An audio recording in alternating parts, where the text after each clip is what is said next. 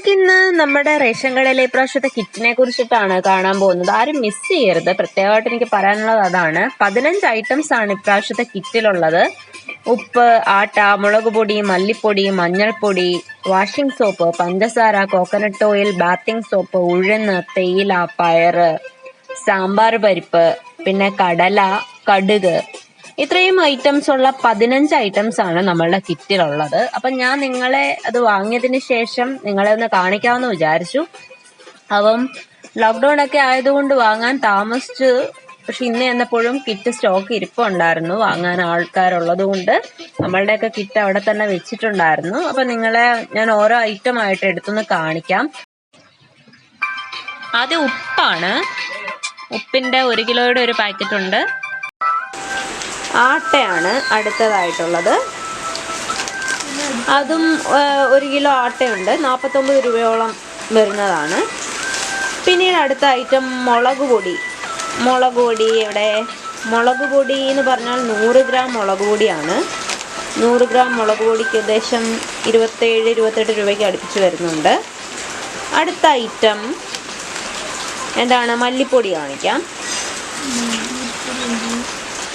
മല്ലിപ്പൊടിയാണ്. മല്ലിപ്പൊടി എന്ന് വെച്ചാൽ 100 ഗ്രാം മല്ലിപ്പൊടി ഏകദേശം 22 രൂപ ഒക്കെ വരുന്നതാണ്. അടുത്ത ഐറ്റമാണ് മഞ്ഞൾപ്പൊടി. മഞ്ഞൾപ്പൊടിയും 100 ഗ്രാം മഞ്ഞൾപ്പൊടിയാണ്.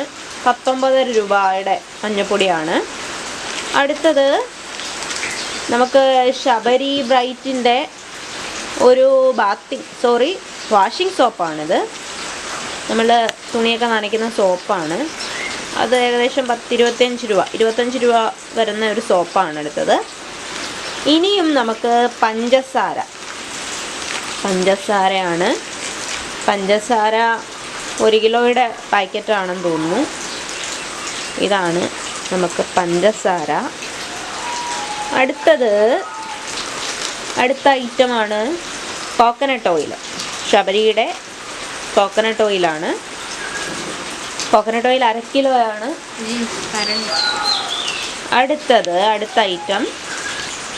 അടുത്ത ഐറ്റം ഇനിയും നമ്മൾ ഗ്ലാമറിൻ്റെ ഒരു ബാത്തിങ് സോപ്പാണ് കാണിക്കുന്നത്.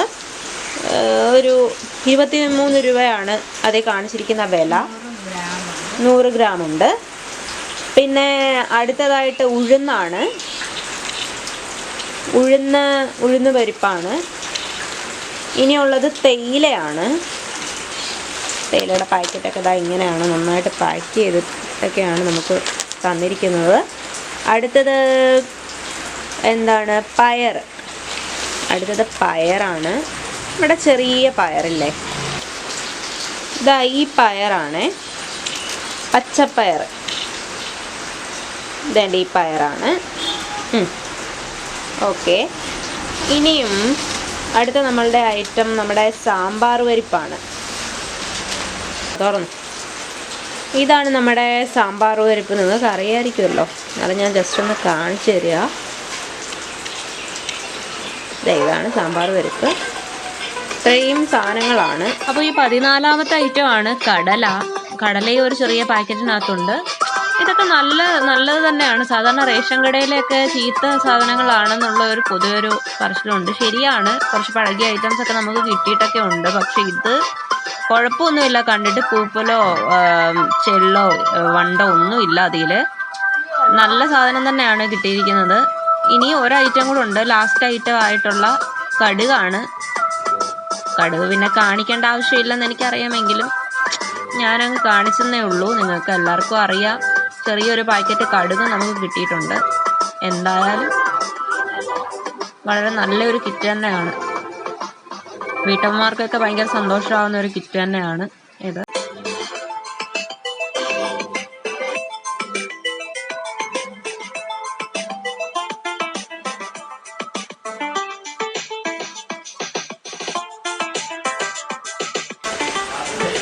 ഒരു കാരണവശാലും ആരും ഇപ്രാവശ്യത്തെ കിറ്റ് മിസ്സാക്കരുത്.